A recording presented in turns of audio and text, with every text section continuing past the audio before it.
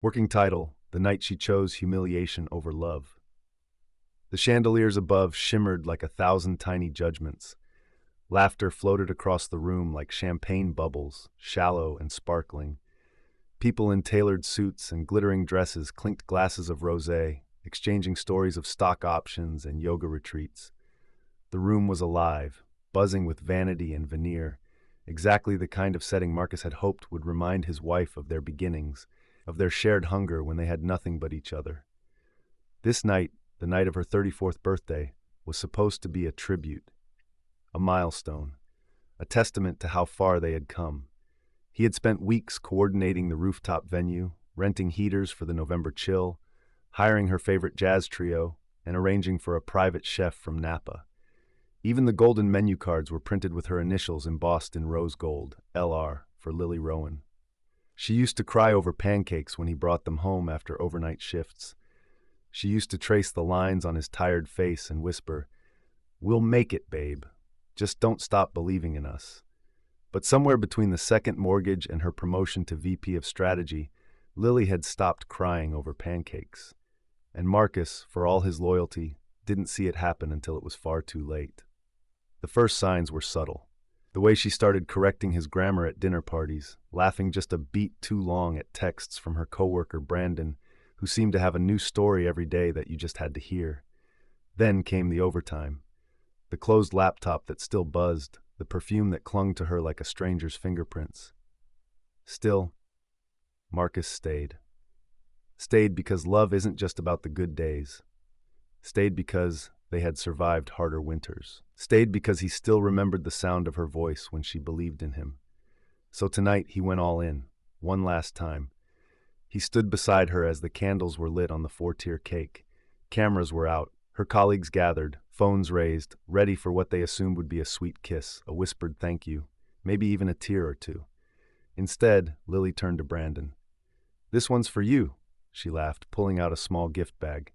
Inside was a t-shirt, white, crisp, folded with a perfection that screamed premeditation. She shook it out with flair. On it, in bold block letters, "Divorced and thriving," a beat of silence, then applause, from a few, laughter, from more. Marcus didn't move, didn't flinch, didn't even blink. But something inside him, something warm and quiet and old, curled up and died. Lily looked at him then, not with remorse, not even cruelty, but with indifference, as if he were the valet she had mistaken for someone else. Marcus walked toward her. He reached into his coat pocket and pulled out a velvet box, the one he had carried all week, the one with the bracelet she had admired last year at the gallery in Chicago, Cartier, sapphire inlay, limited edition. He opened it. She looked down. He closed it and put it back in his pocket. "Not anymore," he said, voice even, the air around them suddenly still.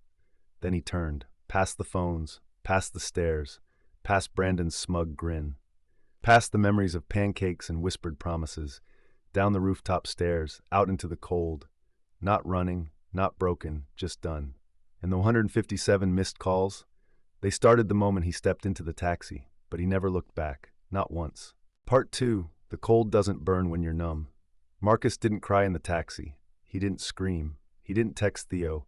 He didn't even unlock his phone. He just stared out the window as the New York skyline passed in slow motion, a blur of light, shadow, and irony. The city where he once believed in fairy tales was now the backdrop of his public execution. But he wasn't dead. No, something inside him had simply gone quiet. When he got to Theo's place in Brooklyn, his best friend opened the door wordlessly and just hugged him. No questions, no pity, just understanding, the kind men rarely get, and rarer still when they're trying not to fall apart. Theo made tea. Marcus didn't drink it. He sat on the couch, suit still crisp, bow tie slightly loosened, and stared at the flickering light of Theo's electric fireplace like it might offer answers. "You want to talk?" Theo finally asked. Marcus blinked. "I left the bracelet on me." Theo raised a brow. "What?" "I didn't give it to her. I showed it, then put it back in my pocket." A beat. That was the real gift. Theo nodded slowly. "Good." Then silence again, a healing kind. The rebuild begins. The next morning, Marcus did something radical. He deleted all social media. No stories, no reposts, no public pity parade. Then he texted Clara. Clara Hart, former college classmate, now one of the sharpest family attorneys in Manhattan. He didn't want revenge. He wanted dignity. "Hey, Clara, it's time." She replied in under 30 seconds. "I've got you." Day 1. He started working out again, not for aesthetics, for control. The gym was his new chapel, a place where sweat replaced sadness and silence meant progress. Every deadlift was a conversation he never got to finish. Every sprint on the treadmill was a memory being burned away, calorie by calorie. He didn't post gym selfies. He didn't need to prove anything. He just showed up, every damn morning. Day 13, Marcus launched a blog, but not about Lily. It was anonymous, titled simply 157 Missed Calls. He told the story not in bitterness but in layers, how betrayal looks different when it's smiling, how sometimes your silence is the loudest thing in the room, how healing isn't sexy, it's quiet, slow, and sometimes rageful. The blog went viral in 4 days. By week 2, DMs were flooding in. By month 1, he had 74,000 subscribers. Most of them people who had also been humiliated, silenced, or walked out on. Career pivot. Marcus didn't just write, he invested. Using the rainy day fund he once saved for their dream vacation to Santorini, he backed 2 startups focused on emotional wellness and digital anonymity, both founded by Gen Z visionaries who believed heartbreak was a market, not just a feeling. They called him the Heartbreak Whisperer. He hated the nickname, but it stuck. The calls Lily called 17 times the first day, then 39, then silence, then 53 calls in one night. Texts followed. "I didn't mean it to come out that way. You embarrassed me by walking out like that. Can we just talk like adults? I miss you." Marcus read every word, then muted the thread, not blocked, just silenced, like his love had been for months. The podcast. 3 months in, a listener emailed, "Your writing saved me. Please talk more." So he did. 157 missed calls became a podcast. His voice, calm, deep, unapologetic, became a weekly anchor for thousands of people learning how to walk again after being emotionally paralyzed. Episode 1, The Rooftop That Buried My Marriage. Episode 4, Healing Isn't Pretty, But It's Mine. Episode 7, How to Stop Explaining Yourself to People Who Never Listened. Spotify picked it up, then Apple, then Audible offered a book deal. 6 months later, Marcus stood in the green room of a TEDx event in Boston. He wore the same bow tie from that night, not as a scar, but as a statement. His talk was titled, "The Art of Leaving Without Slamming the Door." Standing ovation. Not because he was perfect, but because he never pretended to be. The final text.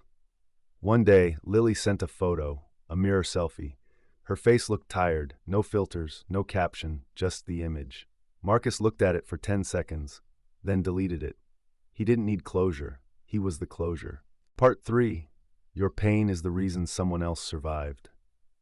It had been a year since the rooftop. A year since the cake, the shirt, the velvet box. Marcus now lived in Austin, Texas. He'd left behind the cold steel of Manhattan for a city where the sun didn't apologize for shining.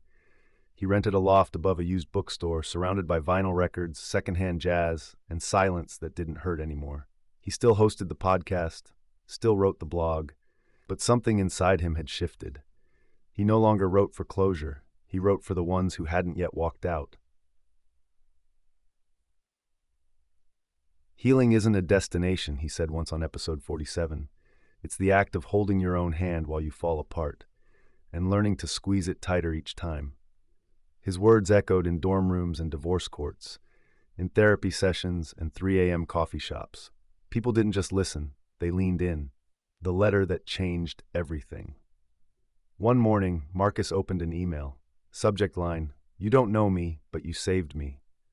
A woman named Ava had written, 24, recent college grad, said she'd been stuck in an emotionally abusive relationship for years. Said Marcus's episode, The Quiet Exit, was what made her finally pack a bag and leave. I listened to it on loop while sitting in a Greyhound station. I didn't know where I was going, just that I couldn't stay. She had been living in a women's shelter in Denver for 3 months. Your voice felt like someone finally saw me, like I wasn't crazy. Marcus stared at the screen for a long time, then replied with only 2 lines. "You were never crazy. just unprotected, until now. From blog to foundation, he and Theo launched the 157 Foundation 6 months later. It started small: trauma recovery grants, legal aid referrals, free therapy vouchers. Then the numbers exploded. CNN ran a piece on them, then Vox, then The Cut. Soon, 157 had raised $1.2 million through crowdfunding alone. They opened their first healing hub in Chicago, a safe space where people could unplug, unlearn, and rebuild. Ava became its first director. "So, what about Lily?" She emailed once. "I saw the article. I hope you're happy." No smiley face, no ellipses. Just a full stop. Marcus didn't respond. Not out of pettiness, out of peace. The speech that broke the internet. A year and a half post-Rooftop, Marcus was invited to speak at the Global Resilience Conference in Dubai. Part 4, Some Goodbyes Don't Deserve Closure. Marcus never planned to see Lily again.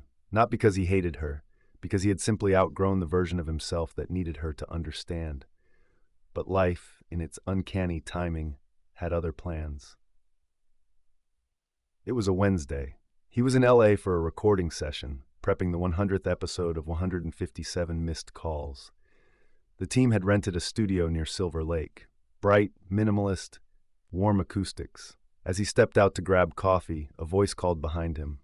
"Marcus?" He turned. Lily. Hair shorter, face thinner, eyes dimmer. She was holding a tote bag and a nervous smile. "I saw your name on the studio schedule. I wasn't sure if I should say anything." The air felt heavier. They stood in silence for a beat. Then she broke it. "You look good." He nodded politely. "Thanks." She searched his face for something familiar. Found nothing. "I listened to one of your episodes once," she admitted. "Number 6, the one about stillness." He raised a brow. That was a hard one to record. It was a hard one to hear. They walked to a bench by a eucalyptus-lined path, sat with 3 feet of history between them. She began. "I didn't come here to ask for anything. I know what I did, and I know it cost me a good man." He didn't interrupt, didn't affirm, just listened. "I thought I was choosing freedom, but all I did was set fire to the only home I ever had." Marcus finally spoke. "Sometimes you don't realize you're the storm until the house is ash." She wiped a tear, not seeking sympathy, just releasing. "I'm in therapy now," she offered, "trying to be a better human, even if no one waits for me at the finish line." He nodded. "That's the only kind of healing that sticks." Then she asked the question they always ask. "Do you think you could ever forgive me?" He paused. "Not for drama, for honesty." "I already did. But that doesn't mean I invite you back in. Forgiveness isn't a revolving door. It's just a key I use to set myself free." She nodded slowly. The kind of nod that carries no hope, only acceptance. "You don't owe me anything," she whispered. "That's right," he replied. "And that's why this is goodbye." They stood, no hug, no lingering gaze, just a quiet exit. She turned left. He walked right. And the sky above LA didn't weep.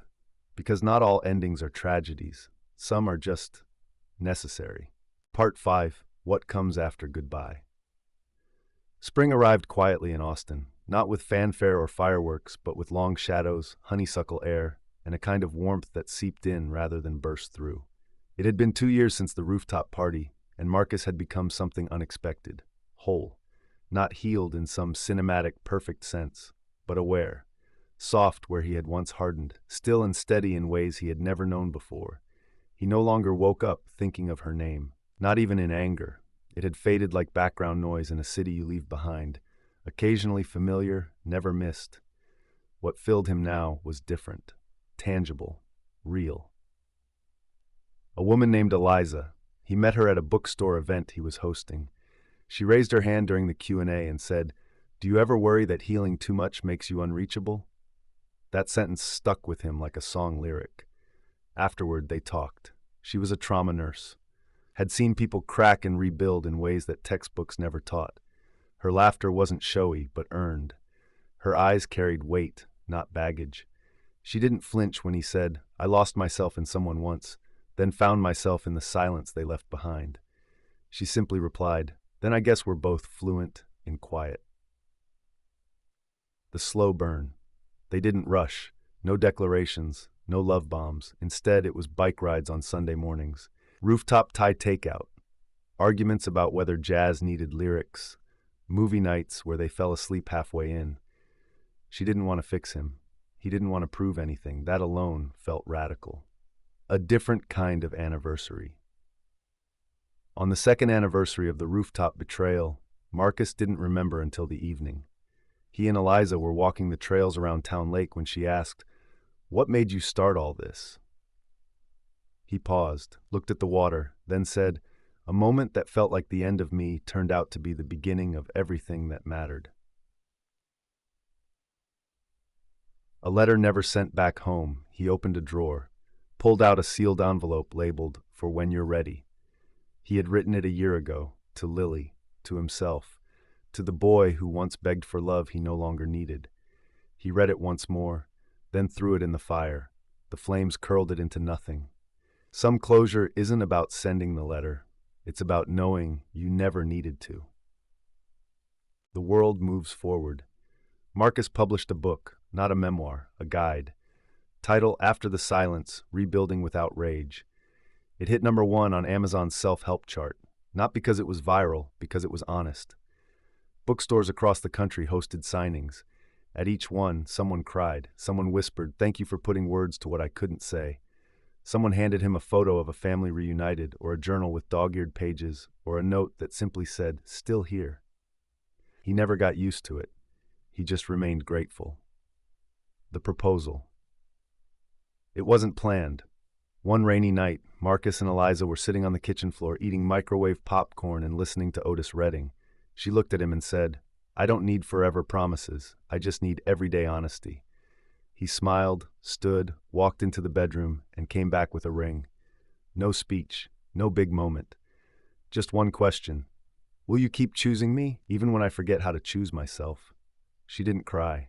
She just said yes. And that was enough. Because in the end, this story was never about revenge. It wasn't even about heartbreak. It was about the quiet return to self, about building a life so full, so grounded, so real, that the past becomes just a prologue. Marcus had once been a man defined by 157 missed calls. Now, he answered just one, and it changed everything.